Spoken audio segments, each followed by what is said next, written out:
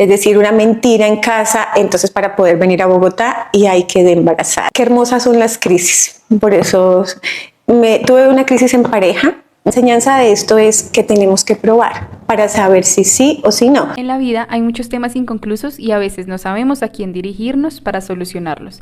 Aquí vamos a hablar de fitness, salud mental y la vida en general.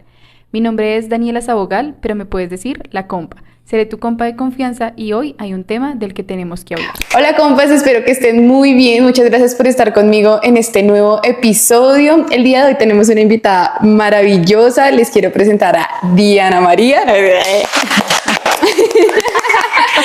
Dianis es una de mis mejores amigas de la universidad, estudié psicología con ella, la amé desde el primer día. Yo dije, ella va a ser la mamá del grupo, pero ¿qué va? La más libertina del mundo, no mentiras. Extrovertida, sí, no, libertina. Y quería invitarla porque desde un inicio, ay, perdón, me está cambiando la voz, porque desde un inicio siempre la admiré bastante y quería que la gente pues conociera un poquito de tu historia. Entonces, bueno, amiga, nada, preséntate primero, ¿qué haces? Y ya después te empiezo a hacer el resto de preguntas. ¿Qué haces? ¿Quién eres? ¿A qué te dedicas? Bueno, no, pues gracias a Dani. Por esas palabras maravillosas, porque siento que mi corazón está muy fuerte, está latiendo y lo siento mucho acá en mis manos porque escuchar esas palabras para mí son maravillosas. Bueno, soy Diana Wilches, soy psicóloga. Antes de estudiar psicología también tengo un pregrado, soy licenciada en educación básica. Fue mis inicios ahí, luego viene esa chispita que siempre como que quiero no estudiar algo más, entonces esa parte fundamental era psicología. Entonces ahí es cuando conocí a Dani, tengo esposo y nos volvimos una así. hija. No, pero espérese, no se me adelante. Sí, nosotras desde el primer día, ¿no? Sí, desde el primer día nos contamos toda nuestra vida. Sí, yo tenía 16 años y Dianis, ¿cuántos tenías en ese momento? Ahí tenía, espérate. Como 17. Sí, ella era no, ahí tenía como 30 y 31 yo años. creo, sí, que llegué. Yo por eso decía, no, va a ser mi mamá. Pero no. Y estudiábamos de noche, entonces una chica de 16 años estudiando de noche, sí, y trabajando. Bueno, amiga, empieza a contarme un poquito de cómo fue tu infancia, cómo la recuerdas, más o menos, para que empecemos a unir un poquito los cabos de toda tu historia ahí en adelante. Mi infancia, soy de La Palma, Cundinamarca, con figura materna, paterna, una hermana, ¿cierto? Les describo un poco mi hermana. Mi hermana es mona, de ojos verdes. Entonces, miren esta morena, ¿no? Entonces, ella me lleva 2 años. Yo considero que me fue una infancia muy linda porque no teníamos tecnología, la pasábamos jugando con un primo hermano, ¿cierto? Haciendo como carritos, nuestra casa es grande allá en La Palma, entonces hay un patio, ¿cierto? Un gigante, había un árbol de guayabas, entonces una mata de café, entonces pasábamos haciendo carreteras, carritos, jugando con los carritos. Permanecíamos como nuestro lugar seguro, viéndolo desde ahora hacia nuestra infancia. Nuestro lugar seguro era nuestro árbol de guayabas, entonces la pasamos ahí. Todos sí tuvimos una mala experiencia y es que mi hermana se cayó, nunca dijo nada y el vaso se le rompió, entonces empezó a presentar como síntomas de anemia. En ese momento fue muy difícil porque no sabían qué tenía, entonces posiblemente era una leucemia, entonces saben cómo se maneja la medicina o la parte médica en un pueblo, entonces fue un poco complicado. No tengo muchos recuerdos de eso, pero sí como una nostalgia. Hasta que por fin descubrieron que era el vaso y ella mencionó tiempo después que era que se había caído. Entonces fue una infancia bonita. Íbamos a estudiar a la escuela con los cuadernitos, con un termito, jugaba mucho, yo digo ahora, no lo practico ahora, pero jugaba fútbol. Algo que me gusta es que hacía salto largo, por ejemplo, en la escuela donde estudiamos. Entonces ahí había una parte y en esa parte había llena de arena, ¿no? Entonces en educación física hacíamos salto largo. Entonces en ese momento, en esa infancia, la parte económica era no era grande, teníamos lo necesario, ¿sí? Eso fue como mi infancia. Mi mamá siempre rígida, no, siempre en esa crianza. Un papá tal vez un poco ausente afectivamente, una mamá muy preocupada, muy trabajadora, hacía lo que fuera para que nosotros pudiéramos tener las cosas, ¿no? Esa fue como mi infancia. Ok, maravilloso. Pero bueno, entonces dices, tus papás siguen unidos y todo, familia. Sí, mis papás siempre han estado unidos. Okay. Ellos siempre han tenido una condición diferente y es que viven en casas diferentes. ¿Sí? Okay. Están unidos siempre, todo el tiempo, pero esto es por situaciones familiares, por mi abuela, ¿sí? Por mi abuela y por mi papá, porque sí tengo que reconocer que tengo un papá machista. Ok. Mal. Claro, si lo ve uno desde ahora, sí es. Bueno, entonces, por ejemplo, ahí a venir a decir que tu papá pues era machista, ¿sí? Como que ese tipo de crianza y de personalidad de él, ¿cómo llega Ronald a tu vida? Bueno, Ronald, ¿quién es Ronald? Mi esposo actual, o sea, mi único esposo y pareja es mi esposo Ronald, ahora. Tenía 15 años, ¿cierto? Entonces llega en un pueblo, como nos conocemos todos, empieza todo esto en torno a las relaciones, a los amigos, a enamorarnos, ¿no? Sin embargo, yo tengo que colocarte algo acá, Dani, y es que yo era muy juiciosa en la parte académica en sexto, ¿cierto? Entonces, por ejemplo, las calificaciones ahí eran hasta 6, creo, sí, no me acuerdo bien, 6, sí. Entonces yo en sexto de bachillerato era muy juiciosa y me acuerdo una anécdota y es un recuerdo que tengo muy presente, que yo pasé mi examen. Y lo recuerdo ahora con la universidad, ¿no? Yo luego ya les conecto. Pero yo me fui llorando porque me había pasado, pero había sacado 6. Es porque quería más nota, pero no perdí, ¿no? Saqué O sea, la mínima para pasar era 6 en ese momento. Ajá, pero yo lloraba, ¿cierto? Luego pasé a séptimo como esa nerd, como que esa persona. Yo siempre, a pesar de que en la universidad fui un poco más extrovertida, más abierta, yo fui una persona muy callada. Sí, muy tímida no. Más ¿Reservada? bien, sí, más reservada, introvertida. Mi hermana más extrovertida. Siempre tuvimos algunas situaciones y dificultades, eso porque yo le tapaba muchas cosas, como mencionamos, a mi hermana, para que mi mamá no la fuera a regañar. Pero ya esto fue cambiando, ¿sí? Entonces en octavo, noveno, entonces ya Diana se volvió esa persona cansona. Me acuerdo que nos llamaban la atención en las filas. Estudiábamos en la Normal de La Palma y era en ese momento dirigido por monjas, entonces la educación es muy rígida, muy estricta, a través de los coordinadores, entonces nos amarramos el pelo con mis amigas ahí en las filas, bueno, unas pilatunas.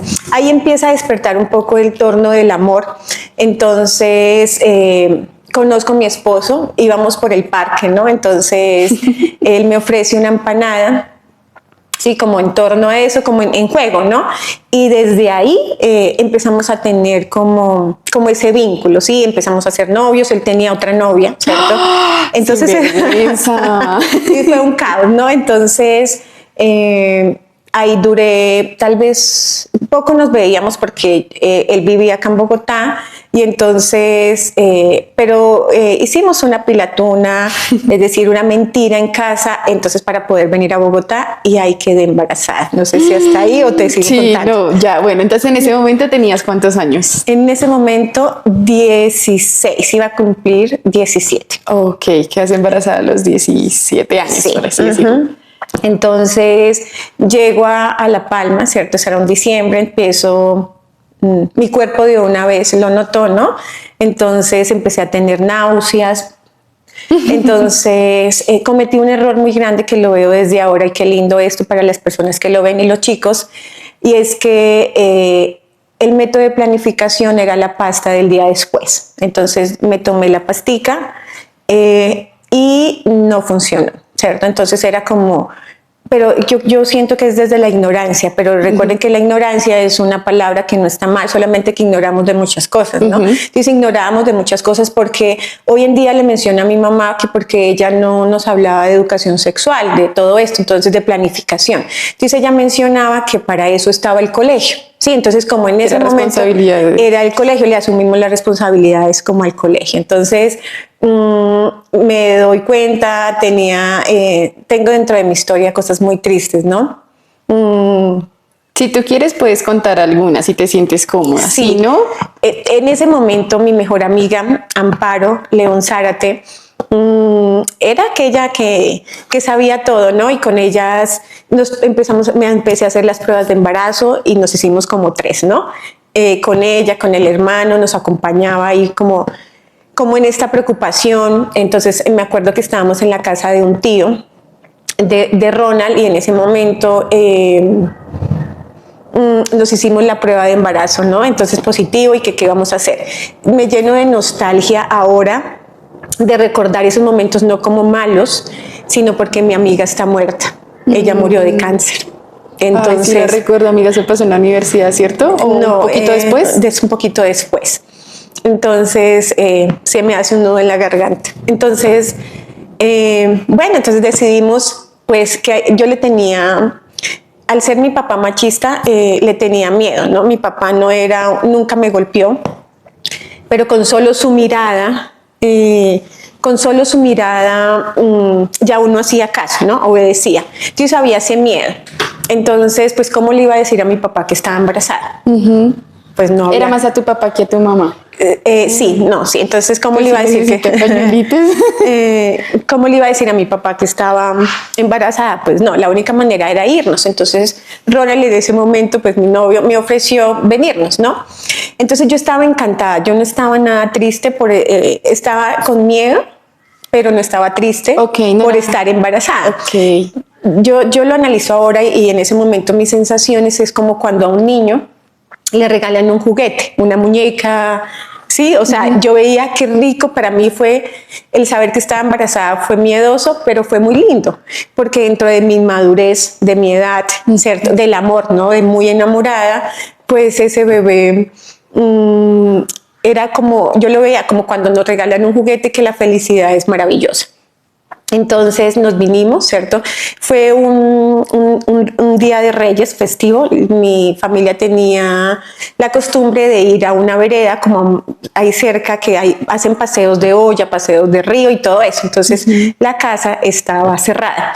Entonces yo tenía más peluches, entonces mi esposo es conductor y entonces él tenía el camión de su papá y entonces lo que más había ahí eran peluches de todo, más que ropa, ¿no?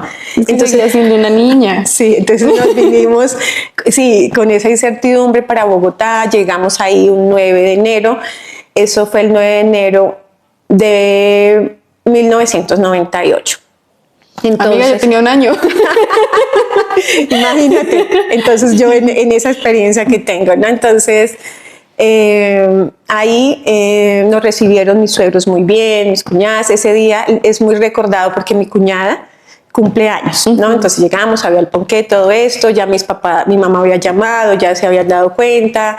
O sea, tú te fuiste sin que ellos supieran el porqué, o sea, te escapaste básicamente. No, ¿sí? El día anterior, bueno, no mentiras, ese día ya teníamos todo en el carro, ¿sí? Entonces yo fui, llamé, mami, Ronald tiene que decirte algo. Entonces Ronald baja y le dice, él también con 19 años, ¿no?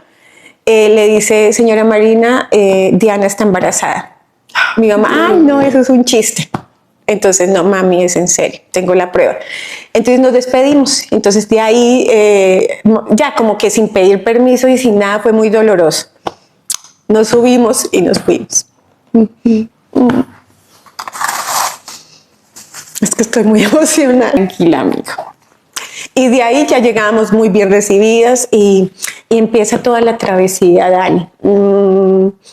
Duramos viviendo ahí, mi embarazo, me afiliaron ahí a una EPS, empezar a ir a controles a mi corta edad. ¿Y los papás de Ronald? ¿Qué decían? ¿Lo aceptaron? Me aceptaron, sí, ellos siempre han estado abiertos, son como tienen una mentalidad libre, o sea, no hay como barreras para esto. Entonces siempre con el miedo mi papá me dejó de hablar, creo que 6 meses, un año. Mi mamá siempre muy pendiente, ella siempre me mandaba como el mercado, ¿no? Como el pollo, como todo esto. Ella miraba la manera, ¿no? Embarazada volví un día a La Palma, pero fue muy rápido y volvimos. Bueno, ahí entonces alistando todo. María José tenía poquita ropa, sí. Mi cuñado Andrés. Majo es la hija de mi hija, María José. Entonces, ahí mi cuñado Andrés empezaron a comprar las cosas y todo eso, y era lo que teníamos ahí. Ya María José nace.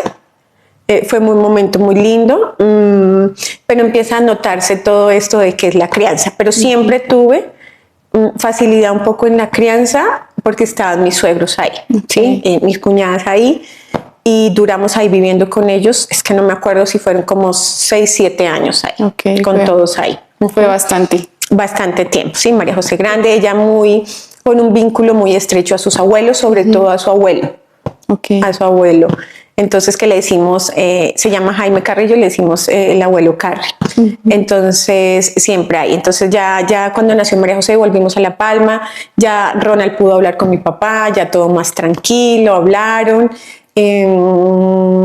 Ya María José era pues la princesa de la casa, ¿no? Entonces, sus tías muy enamoradas de María José, mi hermana, mis cuñadas, pues María José, esa nieta maravillosa. Entonces ahí fue como todo eso, y ahí empieza a encontrar uno todo es lo difícil de la crianza, lo difícil de llevar una relación de pareja. Ahora llevo con mi esposo 27 años. Entonces, juntos. Entonces, no ha sido un camino fácil. Es que Majo tenía mi misma edad, o sea, yo era como la hija de Diana mientras estudiábamos. Sí, así es. Bueno, amiga, ¿cómo haces? Bueno, obviamente me estás contando como que el sentimiento que tuviste por Majo fue maravilloso, el embarazo, sí, así había miedo por unas partes, tristezas por otras, pero ¿cómo hiciste tan chiquita para sacar esa bebé adelante? Sí, porque pues digamos que ese es el miedo. Yo todavía tengo miedo de tener un bebé, me siento muy adolescente. Entonces, ¿cómo hiciste? Es que ahora me doy cuenta pues siendo psicóloga y de todo esto, de mis errores de crianza. Sí, se da cuenta uno. Hija única, entonces Majo. Claro, Majo. Entonces yo inicialmente, María José, ya un año ya empecé a trabajar, o sea, siempre la lactancia fue fuerte porque me dio mastitis y no tenía pezón, todo ese tipo de cosas que le ocurren a las mamás, ¿no? Entonces fue difícil en torno a eso, pero venía la iniciativa, hay que trabajar, ¿no? Entonces empecé a trabajar en un colegio muy cercano, como 6 meses, luego en un colegio bien al sur. Entonces al comienzo me iba a 5 de la mañana, pero como en ese momento yo no tenía preocupación y no había preocupación de quién me cuida a María José, no porque estaban mis suegros siempre, o sea, que siempre, es importante una red de apoyo. Sí, muy importante, y sobre todo personas que amen a los niños y los cuiden maravillosamente, entonces muy sanos. Entonces yo me iba, ya María José creció un poco y yo me la llevaba, ¿sí? en el bus. En ese momento no habían rutas, no había Transmilenio todavía, creo, ya estaba iniciando, entonces iba en bus, ¿no? Entonces me la llevaba todos los días, 5 de la mañana, como de esa manera empezamos ahí. Mi esposo casi nunca estaba porque él siempre ha viajado, entonces ha estado fuera. Entonces siempre era Diana con mis suegros, mis cuñadas ahí. Y María José fue creciendo ahí en torno a ese amor y ese cariño. Pero un vínculo familiar bien unido. Sí, con discusiones, con problemas que suceden en torno como a la dinámica de las familias. Sí. Bueno, Diana, es maravilloso. ¿Cómo manejaste el tema de la presión social, por ejemplo, los comentarios, sí, de la gente cuando quedaste embarazada a esa edad? Es que en ese momento la parte de los comentarios no se dan como se ven ahora, Okay. ¿no? Yo nunca tuve en ese momento de quedar embarazada, los comentarios los supe después, pero como chisme, como rumores en un pueblo, pero nunca los recibí directamente, o sea, que yo me sintiera mal o que esto no. Mi embarazo sí fue un poco triste, pues por las situaciones lejos de mis figuras, de tu apoyo. De mi apoyo más cercanos, que eran mis papás, mi mamá, ¿no? Y mi hermana. Pero dentro de mi embarazo sí lloré, sí hubo situaciones en pareja un poco complejas, pero me sentía sola, sí. Pero nunca esas críticas sociales y todo eso, que quedaste embarazada muy niña y todo eso, no lo viví. Es que sí, hoy en día estamos más. Claro, más lo que pasa es claro. Entonces, hoy en día tenemos todo directo, ¿cierto? Y en vivo, ¿no? Y entonces es que de una vez vamos publicando los mismos papás, ¿cierto? Los papás actuales, entonces ellos mismos publican, sus enojos, sus tristezas, sus comentarios, entonces es un poco diferente a ese momento que yo quedé embarazada. Bueno, amiga, ya conozco un poco, digamos, que de tu historia con Majo. Es una niña amada, la luz de tus ojos, ¿sí? Pero, por ejemplo, esa Diana, ese momento que igual era una niña todavía, ¿sientes que te faltaron etapas por quemar? Que es lo que mucha gente cuando crece, digamos, que se arrepiente de ser mamá joven. ¿Tienes como ese tipo de sensaciones? Sí, claro. No tanto ahora. Obvio. Es que mi vida es al revés. No sé si quiere que te la cuente. Sí, que me la cuente. Mi vida es al revés de lo que se espera, ¿no? Entonces, primero tuve esposo, me embaracé, luego estudié. Luego seguí estudiando y de ahí ya pues María José grande, ya entonces ya empezó lo contrario, entonces iba a fiestas pues en la universidad con mis amigas, que una cerveza, que hay una fiesta, también con mi esposo.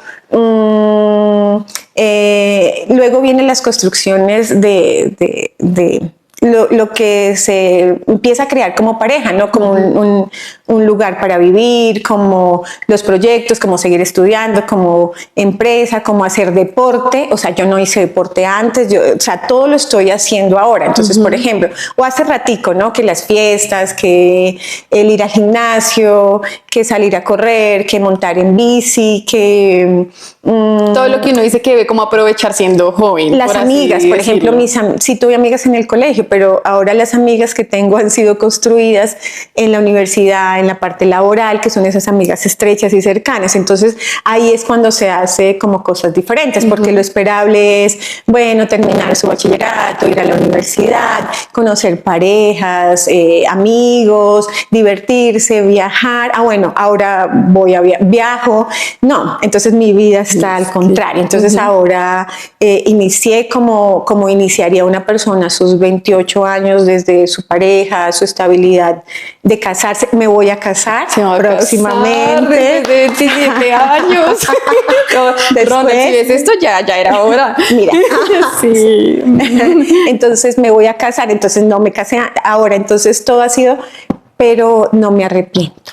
Ok, creo que eso es lo importante. Pero desde ahora, sí tengo mis pacientes, adolescentes, jóvenes, no es que haya una manera para vivir, pero es que nuestro cuerpo no está preparado para muchas cosas. Entonces, como tú decías ahí, ¿tienes sensaciones de no haber quemado etapas? Claro, porque para todo hay como un momento, ¿cierto? El pensamiento empieza a construirse de manera diferente con la edad. Entonces, sí es importante vivir sus experiencias a la edad, ¿no? A temprana edad, cuando debe ser, ¿sí? Es para tener un buen desarrollo integral, una buena salud mental, ¿sí? Todo eso se necesita, es mejor de esa manera. Solo que yo soy una de las personas afortunadas en mi relación de pareja, desde la perseverancia, ¿no? Desde la resolución de conflictos, desde la construcción del amor. Sí, pero en lo que vemos no hay, de manera como yo viví, como mi línea del tiempo de vida en toda la historia, las parejas hoy en día no es soportar, las parejas hoy no están listas para construir, ¿cierto? Porque la vida y el mundo nos ha llevado un poco al feminismo, ¿sí? A nosotros ponernos en primer lugar. Obvio, toca, no mentira. Mentiras, amiga. No, pero sí, como todo ya y todo para nosotras, o sea, como que tampoco tenemos esa capacidad a veces de, ok, un momento, no todo para este lado, sino es un equilibrio y en conjunto, que a veces también está la idea de la inmediatez, entonces las parejas ya tienen que hacer todo, esa etapa de noviazgo, de lo que sea, es difícil, digamos que sí, como de llevar un poquito a través de, pues, de lo que se ve en redes sociales. Sí, recuerden que cuando vemos redes sociales eso no es tan así. No es tan detrás, somos seres humanos y los seres humanos, la vida es arriba y abajo. Entonces, cada uno vive su vida desde sus valores y sus principios, ¿no? Pero hay un orden, no un orden estricto, pero es mejor un orden de acuerdo como a lo esperable, para no tener como más adelante situaciones de decir, me arrepiento. Si yo hubiera, el hubiera no existe, entonces es mejor como el paso a paso.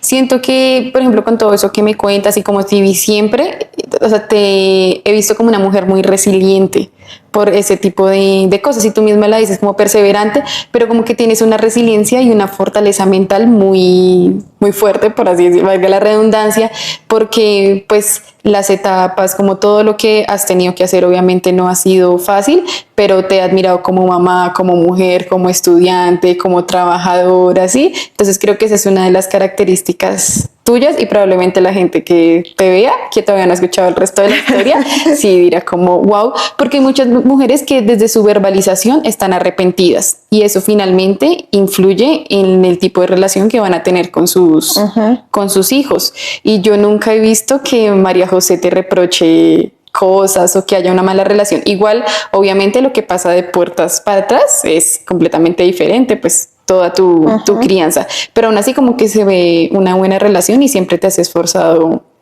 por eso, por ser una buena mamá y hasta una amiga o de confianza, con pinche, una muy buena relación con límites establecidos, pero teniendo una buena relación. Creo que dije buena relación como 5 veces. Sí, es que ser mamá es muy difícil, o sea, ser mamá, la figura materna y paterna es importante. Hay muchos como mitos como en torno a papá puede ser cualquiera, muchas verbalizaciones construidas socialmente y culturalmente que no son tan así. Siempre para las personas es importante su figura materna y paterna, porque cada figura da una información diferente a nuestra vida. Entonces, la relación que hemos tenido con María José ha sido una relación estrecha, sin decir que no hayan situaciones de discusión. Por eso les mencioné al inicio, me doy cuenta ahora mis errores de crianza, pero lo que yo le digo a mis pacientes, no sabemos cómo ser papá y mamá, nosotros criamos como nos criaron, ¿sí? Porque pensamos que eso es lo mejor, es lo que sabemos. Sí hay muchas maneras de que nos enseñan una crianza democrática, una crianza respetuosa, que se debe hacer porque las consecuencias las vemos más adelante. Sin embargo, encontrar ese equilibrio no es fácil, se puede, pero encontrarlo es difícil. Entonces, con María José, pues ella estudió en la misma universidad que yo estudié, mientras yo ya estaba terminando mi universidad, ella iniciaba su universidad también, psicóloga. Entonces, siempre ha sido una relación muy bonita porque siempre hemos estado juntas. Mientras yo trabajaba en otro colegio, ella estudiaba en ese mismo colegio. Entonces nos íbamos juntas, veníamos juntas, y eso fue por muchísimos años. Cuando ella ya empieza su bachillerato, pues ella un colegio un poco más lejano, pero no mucho, como a 15 minutos, pero nos coincidía siempre el horario, nos coincidían siempre las vacaciones, nos coincidían siempre los horarios de entrada, de salida. Entonces compartimos mucho tiempo de calidad juntas. Entonces por eso la relación de las dos es estrecha. Entonces por eso nos entendemos en las compras, en la ropa, en el maquillaje, en los gustos, en las risas, en los chistes. Entonces por eso es hermoso, ¿no? Pero no que sea perfecto, pero ni que la crianza haya sido fácil, no. Ok, maravilloso. Bueno, amiga, entonces ya pasando, digamos que ese rol de mamá, ahora llega tu rol como de estudiante, ¿sí? Estudias primero una licenciatura En educación básica. en educación, ok. ¿Quisiste ser docente siempre? Es ¿O que fue, digamos, que la posibilidad que tuviste? fue gusto y posibilidad, es decir, que como en el lugar donde estudié, ¿cierto? En el colegio, digamos en ese momento, la normal, entonces uno sale preparado como profesor, Okay. como profesor, Okay, no, como profesor, entonces uno hace prácticas, ese es como el énfasis. Entonces ahí se abre una puerta grande para seguir estudiando. Entonces fue la posibilidad, tengo que agradecer a mi hermana que fue la que me pagó mi primer semestre y la que me dijo, no, nos vamos a estudiar. Entonces ahí, siendo mamá, ¿no? Yo me llevaba a María José para la universidad. Qué lindo. Entonces ahí fue eso. Pero siempre viene el despertar. Es que yo pienso que yo siempre fui académica, por ejemplo, desordenada, pero por lo que les mencionaba en mi anécdota en sexto, ¿no? Yo muy preocupada por mis notas y por aprender siempre. Luego me descarrilé un poco en torno al amor, ¿no? Pero siempre me ha gustado estudiar mucho. Entonces yo sí, esa oportunidad me abrió esa puertica de estudiar ese primer pregrado. Entonces fue con mucho amor y eso me abrió muchísimas puertas más. Sí, bastante, que creo que eso te dieron la posibilidad de ahí en adelante a muchas cosas, ¿no? Poder estudiar. Entonces, bueno, después de eso decides estudiar psicología. Sí, tuve que pasar una crisis, no tengo que decir mentiras acá, una crisis en pareja qué hermosas son las crisis. Por eso tuve una crisis en pareja, lo que me permitió ir a psicología, ¿cierto? Y en psicología, en la terapia hubo ese despertar, ¿sí? O sea, venía muy quieta, ¿no? Con mi primer pregrado, con cursos, pero mi vida venía muy estable, ¿sí? O sea, lo que les mencionaba, trabajo, casa, salía con mis compañeras de trabajo, como muy ahí, pero me faltaba algo más. Entonces viene una crisis en pareja que me dice, oye, ¿sí? Como que nos mueve, eso no está bien. Y entonces empiezo a tener la sensación de que quiero más, de que es más. Entonces, con ayuda de la terapia, puedo descubrir esto. Entonces, empecé a estudiar psicología. Veía imposible, ¿no? Porque acá miramos los términos económicos, ¿no? Entonces uno decía, pero no. Entonces ahí inicié con mi psicología. Ok, no, pero que eres muy buena psicóloga. Es que yo la amo. Yo la admiro tanto. Ok, entonces ella quería de aventura, pues a trabajar y a estudiar en la noche, mijita. Ajá, y encontrarme con Dani, ¿no? ¿Qué más aventura que eso? Con Dani juiciosa, porque Dani siempre fue muy juiciosa, muy aplicada, y o sea, trabajando de día, estudiando de noche con 16 años. Entonces también es admirable. Sí, yo era bien juiciosa hasta que te conocí. No, amiga, bueno, maravilloso. ¿Qué hábito? Yo siempre te vi muy aplicada y eso, como qué hábito crees que usaste para poder hacer y sacar 1000 carreras al tiempo, tener hija, esposo, casa, trabajo, todo? Como, ¿consideras que tuviste como un hábito, una mentalidad diferente? Que la gente mentalidad sí, en torno a querer conocer más conocimiento, conocer mucho más allá y poder vivir otras cosas, pero en torno a lo académico, ¿no?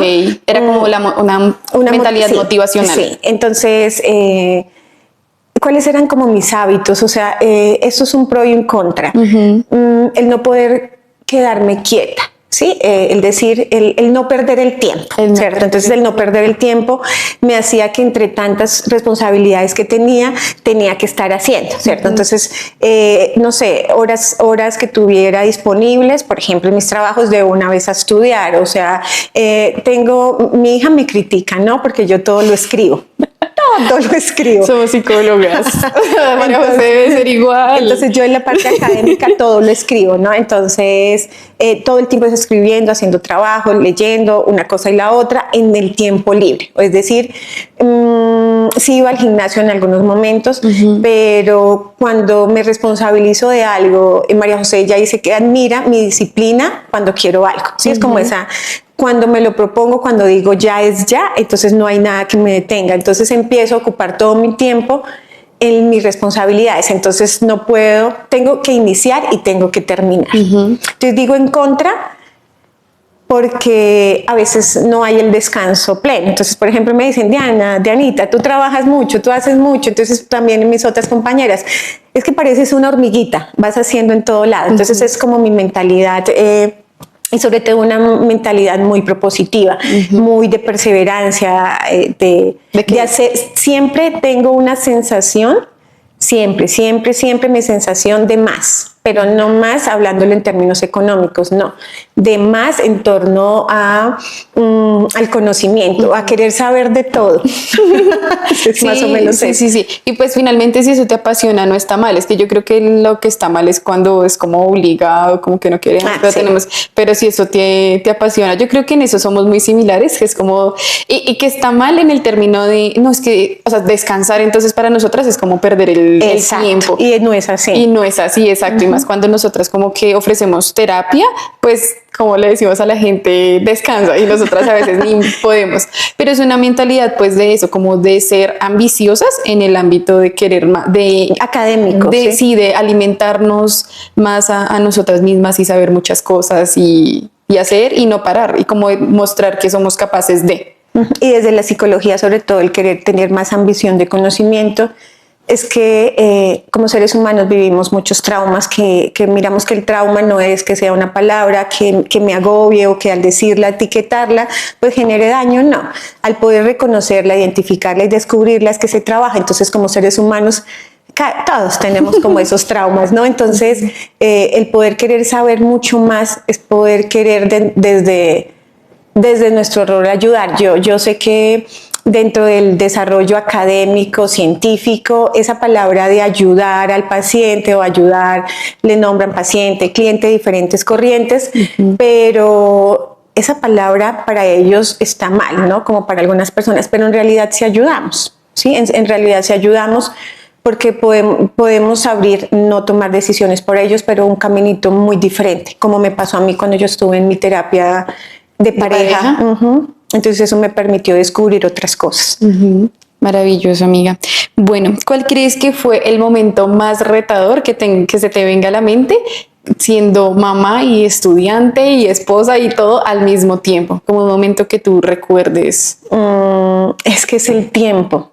El tiempo en torno a dejar a María José sola, ¿cierto? El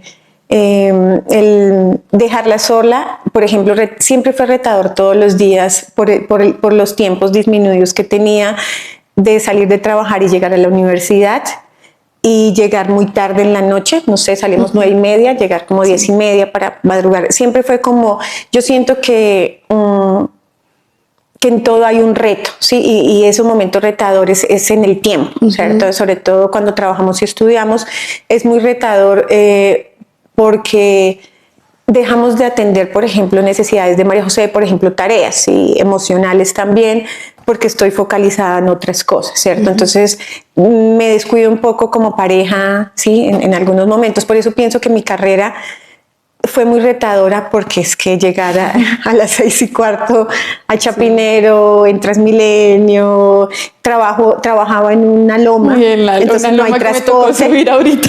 Entonces no hay transporte, ¿sí? Entonces el tener que esperar un carrito ahí, bajarnos, entonces eso es tiempo. Entonces para mí algo retador siempre ha sido el tiempo, siempre el tiempo, porque tengo un defecto y cualidad y la puntualidad, ¿cierto? Entonces yo no me siento incómoda llegar en el momento justo. No, para mí es no llegar a tiempo. Entonces yo tengo que estar media ansiosa.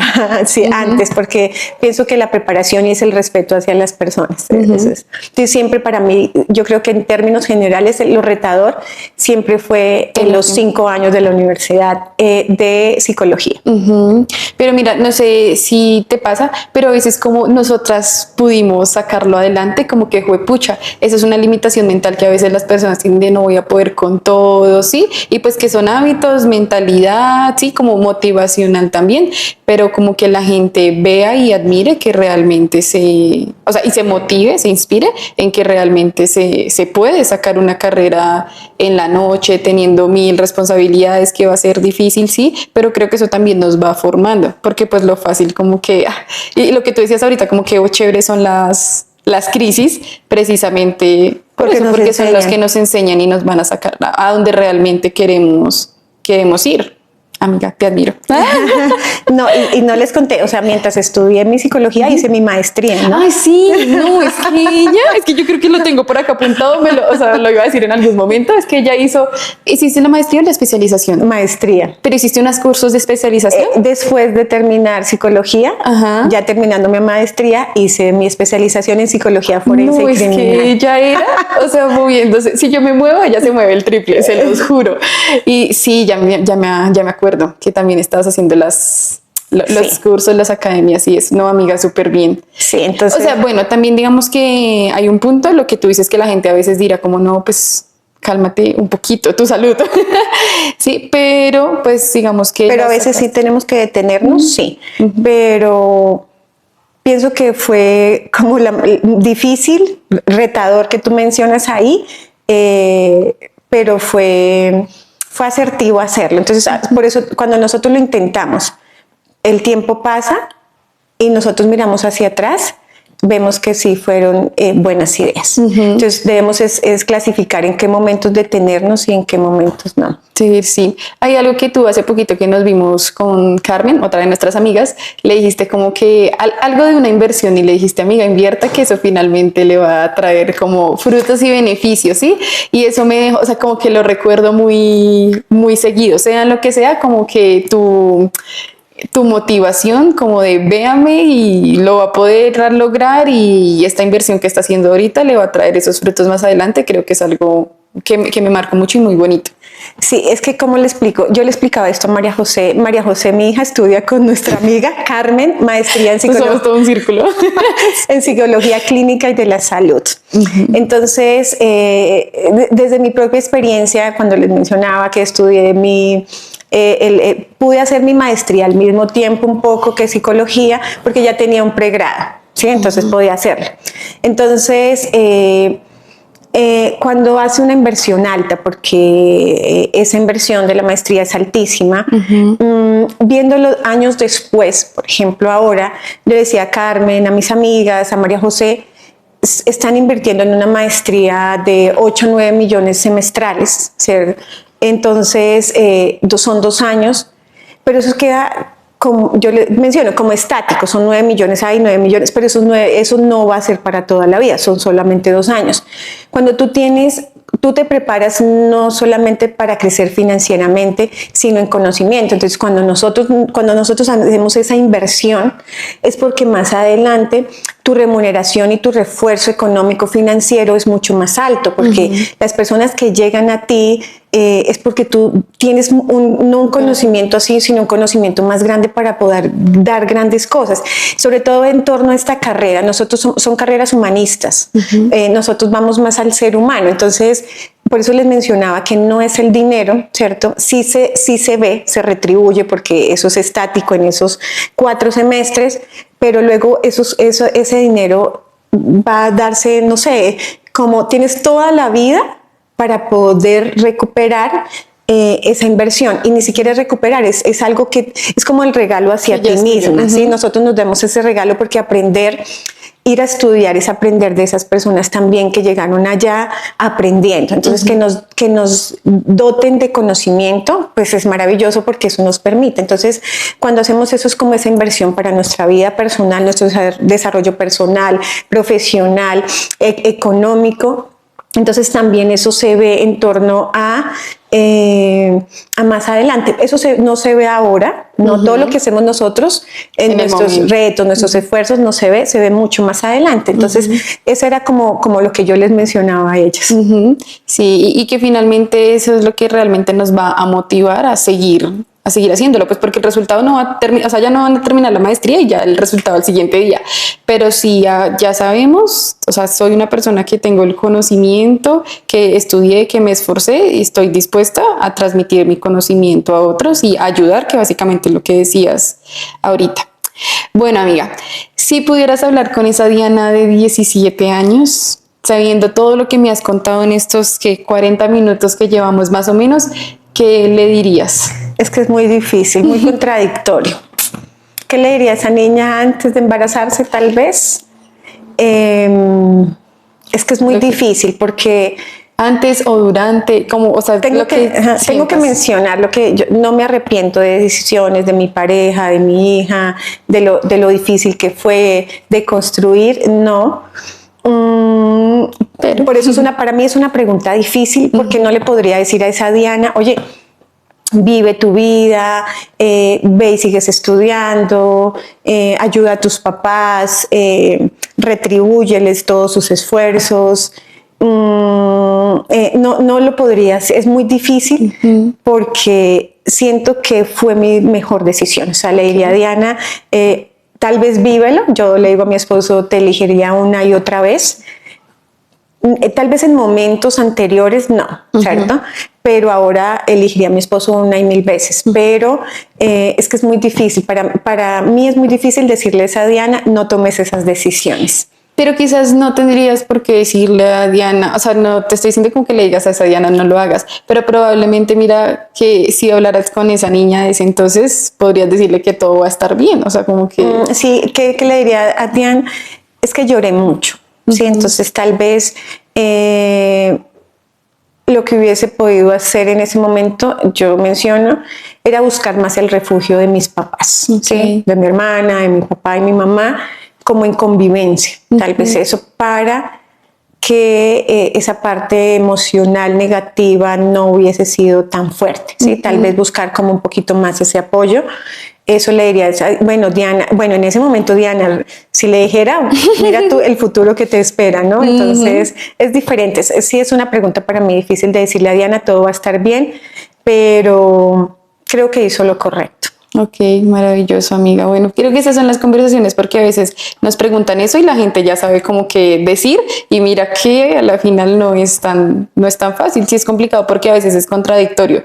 O el de todo está va a estar bien o el de hoy no hubieras hecho eso. Pero pues que finalmente nos han traído a la vida que tenemos ahorita y de no arrepentirnos y ser las personas que somos gracias a todo eso que vivimos. Bueno, ¿qué quisieras enseñarle a Majo de todo eso que viviste, que has querido ser como mamá? A mi hija, ¿qué le enseñaría? Es que como crecimos como tan a la par, o sea, vivimos en torno, tal vez más a colocar límites, ¿sí? Como al carácter, al no crecer con el miedo de perder cualquier cosa, o sea, y sobre todo de colocar límites a aquellas personas que humillan, a aquellas personas que por sus cargos, tal vez por solamente el simple hecho de ser adultos, el querer como sobrepasar y transgredir espacios personales de las personas. Entonces, el colocar límites. Pienso que para María José y para las personas, porque a las personas nos cuesta colocar límites, decir, oye, no, gracias, no importa lo que pase, pero eso para mí no va a estar bien y no es saludable. Entonces, como eso sería una parte de colocar límites, porque tal vez sí tengo que reconocer lo que dentro de la crianza, las vivencias, es que yo no sabía colocar límites, ¿sí? Okay. Permitía muchas cosas que me lastimaron en torno a pareja, en torno a familia, en torno a eso que le cuesta, oye, me estás lastimando, no utilices esas palabras, yo preferiría que no tuviésemos contacto por 1 año, por 2 años, o sea, no, por ahora no estoy bien. Y cuando tú aprendas a respetar o tú aprendas a no transgredir otros espacios, lo podemos hablar. O sea, sí nos cuesta colocar límites, ¿no? Y María José creció en un ambiente tal vez un poco permisivo, ¿sí? Entonces, también colocar límites se hace difícil, ¿no? Como eso. Bueno, pero probablemente pues son aprendizajes que ella puede ir teniendo y que ella se los va a enseñar en un futuro también a sus hijos, exacto. Ya lo hace, ¿no? Ya coloca límites, Sí, me los coloca a mí también. Eso, es que así es que no cae. Me los coloca, o sea, sí, entonces está, ya es una excelente profesional y enseña mucho, tiene mucha experiencia también desde su vivencia personal para enseñar a otras personas. Sí, sí, Majo es muy linda. Creo que esta carrera de psicología es muy linda y como que tener esa pasión y poder aplicarlo saca como lo mejor de ti. Y no además que más que con ese ejemplo. No, es que Diana era mi mamá, de verdad. Bueno, amiga, ya casi terminamos. Mucha gente dice hoy en día como no tengo tiempo para esto, y estamos viendo toda tu historia en este momento de que no es romantizar las situaciones que cada persona vivió, pero si o sea, como, ¿qué le dirías a esas personas que ahorita dicen no tengo tiempo para ser mamá, no sé, hija, estudiante? ¿Qué he podido evidenciar de cómo relaciono eso? No tengo tiempo. Es que el ser mamá, el ser esposa o el ser pareja, eso es una carga de energía fuerte, ¿cierto? Entonces, sobre todo el ser mamá, porque los niños vienen con necesidades especiales de atención de todo el tiempo. Entonces, sí entiendo el momento cuando las personas dicen no tengo tiempo, en el hecho que cuando las personas actualmente, no todas, quieren tener una crianza respetuosa, una crianza positiva, pues eso quita mucho tiempo, pero sí hay tiempo para todo, ¿sí? Entonces, es decir, ahorita si lo hablamos en la manera académica, en esa área de ajuste académica, pues vemos que las personas hay que organizar el tiempo, y las personas no tienen el hábito de organización del tiempo. Entonces, cómo nosotros nos establecemos una rutina y unos hábitos, y cómo nuestros hijos acceden. Hay muchos lugares para el cuidado de nuestros hijos, unos lugares maravillosos. Hay una interferencia que sí genera en algunas personas en la parte financiera, porque como en la crianza, como que esas personas cuidadoras que no tienen esas redes de apoyo, como sus abuelos o todas esas personas que cuidan, entonces es un poco costoso para tener como en buenos lugares, ¿no? Y sobre todo que nuestros niños, si los dejamos con cualquier persona, están en riesgo, son vulnerables. Pero sí hay un tiempo para todo, ¿sí? Entonces hay un tiempo, como les mencioné inicialmente, mi vida es al revés, pero es que no es que todo se tenga que dar en un punto, ¿no?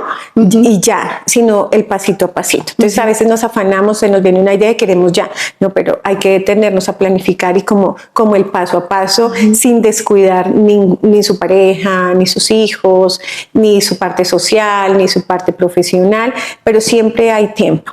Creo que es lo que tú dijiste ahorita, como una cuestión de organización y de planificación, porque pues una vida en desorden no va a funcionar nunca. Total.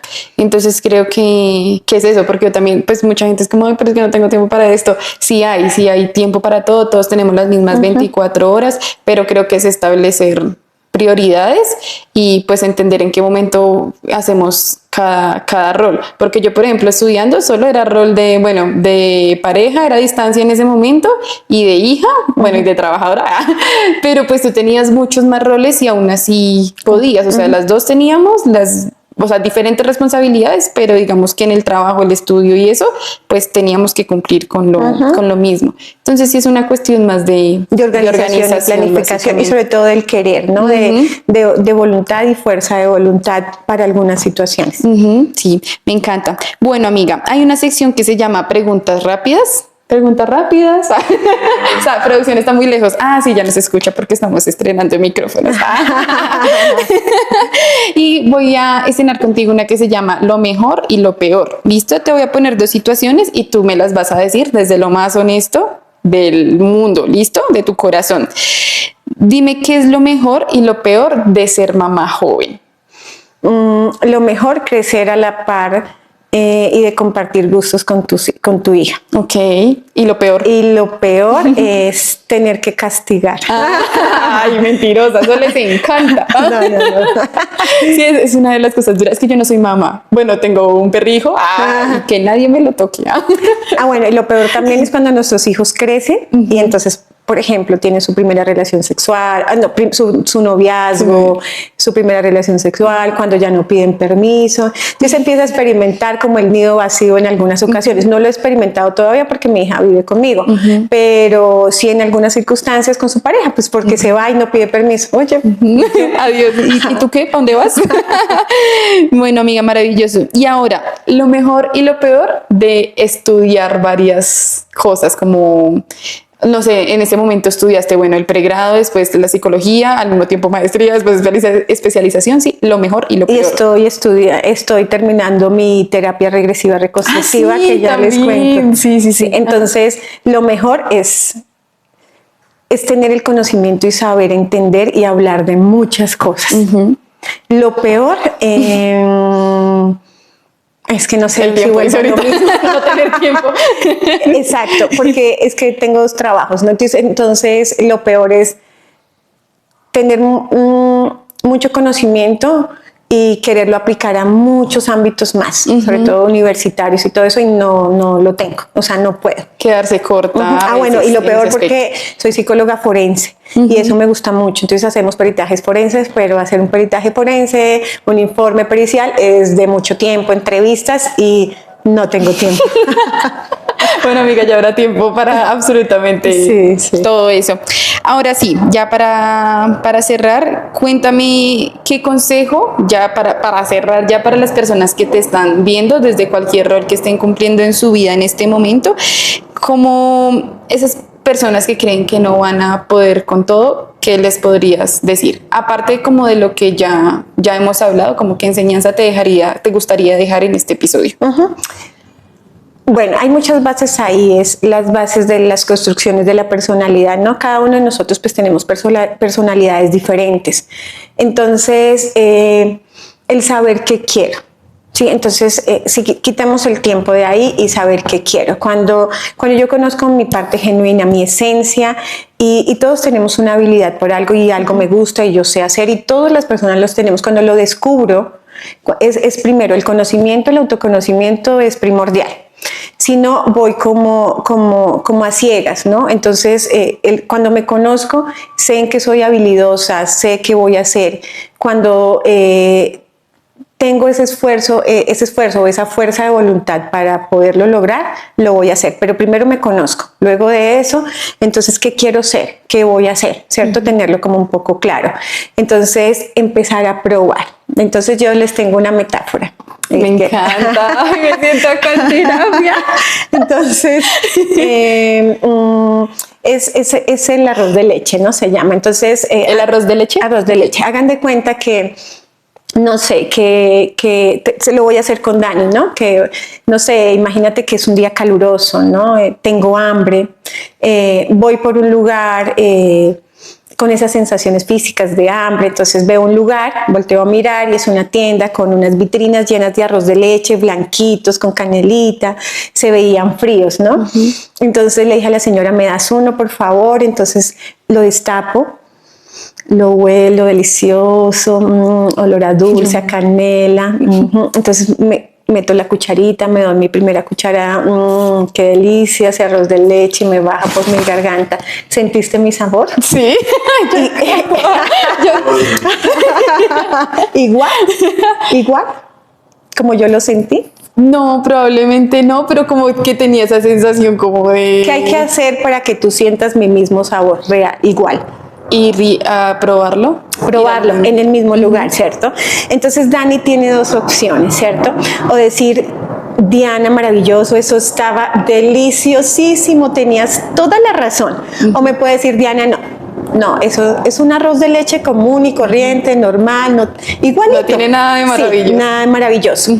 Entonces, la enseñanza de esto es que tenemos que probar para saber si sí o si no. Si nosotros no probamos, es lo que tú mencionabas, ¿qué consejo le damos a las personas?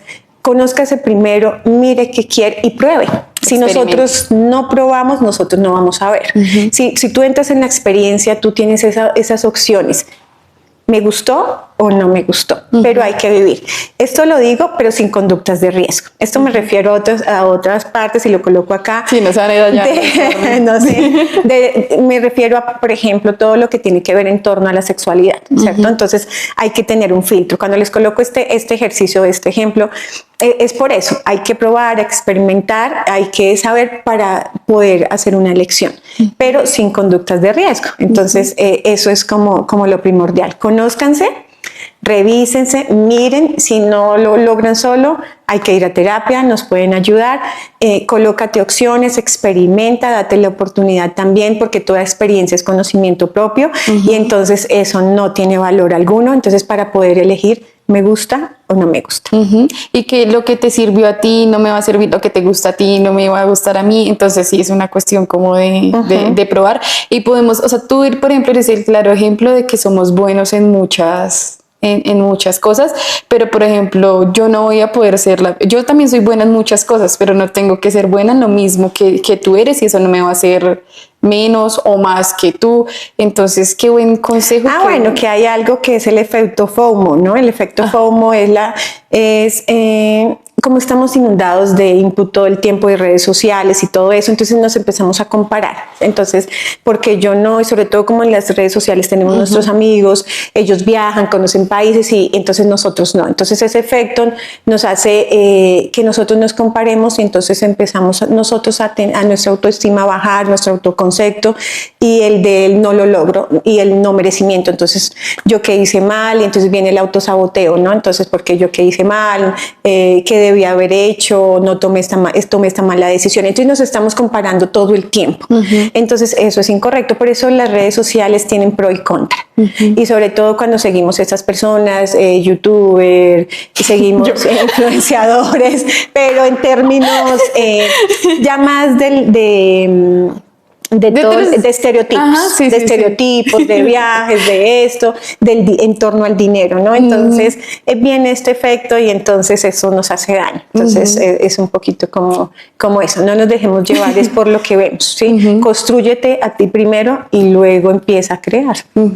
Bueno, amiga, me encanta. Creo que la gente va a aprender muchas cosas de aquí, te van a admirar. Y eso que esto fue muy cortico, yo siento que podríamos durar aquí como 3 horas en otros episodios, así que probablemente después la logré invitar para más cosas. Sí, una parte 2. ¿Cómo te pueden encontrar? ¿A qué te dedicas? O sea, como qué servicios le puedes ofrecer a las personas en este espacio tan maravilloso. Bueno, entonces trabajo en redes sociales como psicóloga Diana Wilches, Instagram, Facebook, aunque casi no tengo tiempo, si me buscan por ahí. Sí, escríbanle, me escriben, pero sí miro los mensajes, pero me los ayuda a mirar mi hija porque es que no me queda tiempo, pero sí estoy súper pendiente, siempre en el WhatsApp estoy ahí recibiendo, los atiendo, me demoro un poquito en contestar, pero siempre estoy haciendo como esa retroalimentación de acuerdo a las necesidades en torno a psicología clínica, atiendo todo lo que tiene que ver con parejas, con trastornos de ansiedad, de depresión, orientación vocacional, sobre todo eso en parejas también, todo esto que es salud mental. ¿Tu terapia es únicamente presencial? Y virtual. Y virtual también tienes. Presencial y virtual. Y no estoy ejerciendo psicología forense porque no me queda tiempo, pero sí tengo unos colegas muy cercanos, porque eso es importante mencionarlo. Y trabajo terapia regresiva reconstructiva. Y que yo creo que otro podcast lo podemos hacer hablando de la terapia regresiva reconstructiva, que es hermosa. Si mis profesores de la Conrad ven esto, te van a matar. Nos matan. Sí. Nos matan. Pero es una terapia divina. Bueno, amiga, sí, probablemente en otro episodio nos contarás absolutamente todo de esa terapia. Muchas gracias por haber estado acá. Te sigo admirando como el día, como esa noche cero en la que nos vimos, y espero tenerte en otro episodio. La gente te va a amar y sigo estando muy orgullosa de ti. Vas a lograr cosas más maravillosas de las que ya has logrado. Gracias, amiga. Te amo también. Gracias. Siempre me despido amiga. con mi abrazo de amor propio. Me encanta, Linda, me corrí. Eso fue todo por el video de hoy. Muchas gracias por haber estado con nosotros. Recuerden suscribirse, darle like, comentar y seguirnos. Les dejo las redes de Diana, mis redes y nada, nos vemos en un próximo capítulo cada viernes a las 11 de la mañana. Casi se me olvida. Adiós. Listo.